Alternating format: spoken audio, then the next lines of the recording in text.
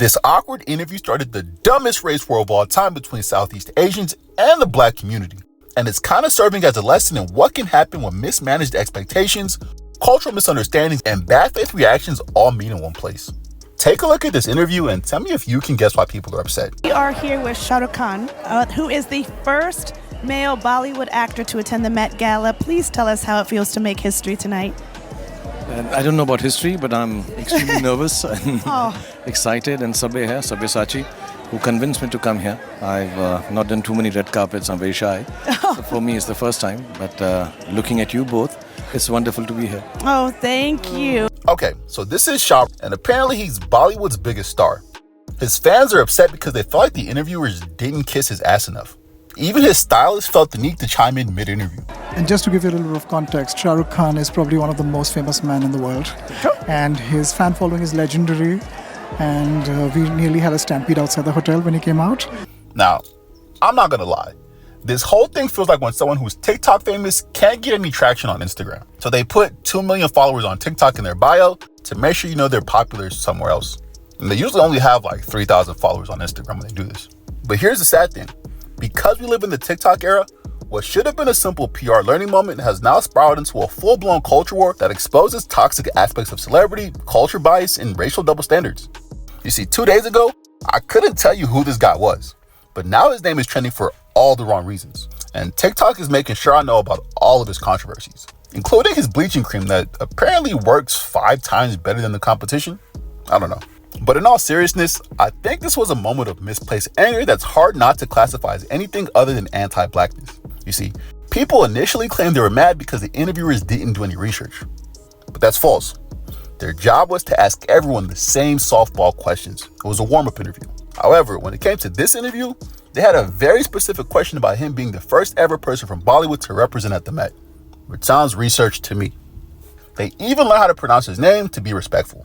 And when people pointed that out, the goalpost moved to how honored the interviewer should have felt and acted to show how grateful they were to be in his presence. But why should they have done that? Yeah, he's rich, but they are too. I get that he's like Michael Jackson to people overseas, but he's not Michael to us. And people keep trying to disrespect the two ladies by saying this is why you don't hire influencers, which shows the hypocrisy. Y'all want us to respect your legends while trying to minimize ours. These ladies aren't simply just influencers. They're celebrities who've been working in Hollywood for over 15 years. Ego's currently on her 7th season on SNL, and she's Nigerian.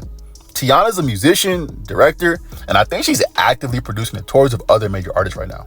Plus, let's not forget that legendary episode of My Sweet 16 when she hit everybody with the trick bag and asked for a bike instead of getting a car. But this whole conversation does start to feel like misplaced blame and anti-blackness because unfortunately, you can't have 2 conversations at once. It seems like every time black culture is being celebrated, the whataboutisms start and other marginalized groups try to shift the attention to their issues. At a certain point, y'all gotta decide.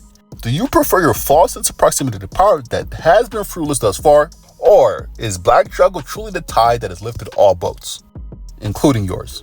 Because in this instance, instead of being mad at Hollywood and the Academy for ignoring Bollywood, the anger is at other marginalized groups that's opening the door for everyone. And don't forget, this same Met celebrating black style is also the very first Met to have Bollywood representation. And how come nobody's mad about that white journalist that straight up asked him on the carpet, "Who are you?" Now, I'm not gonna dive too deep into the anti-blackness angle because other creators have already done that and their videos are pretty great, go watch them. But I will say this, perception doesn't trump reality. Shah Rukh Khan might be huge worldwide, but he's not big here. And clearly, this is a market he cares about, or he wouldn't be doing press here. He's not bigger than the Met, and he's not bigger than the American media, no matter what you think. This is America. We export our media, we don't import media here.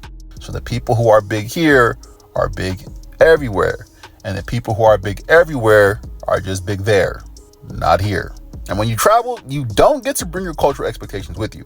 You adapt to where you are and move accordingly. If a Chinese person rubs my skin because I'm black, in America, that's racism. In China, it's curiosity. Everyone who was expecting him to get the same treatment he does in India is delusional.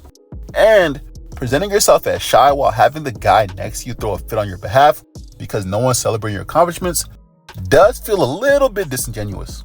especially when you've decided to ignore the theme that's meant to celebrate Black style. Also, this isn't the first time a celebrity has been humbled by an everyday person who just didn't know who they were. Shit, it happened to Jay-Z and he handled it pretty well. Not very famous, you don't know me. Look, this whole thing has been a bad entry point into who Shah Rukh Khan is, but it doesn't seem like it's his fault. It seems like his fans are pretty toxic. This was an opportunity to build a bridge and educate. It almost felt like they were trying to recreate that moment that happened with Babyface a few months ago. And instead, they tried to intimidate us. They could have taken the moment to start the Shah Rukh Khan challenge and showcased his work or recreated scenes from his movies. But unfortunately, when you think you're above people, equality feels like disrespect. And his fans are showing us how they feel about us.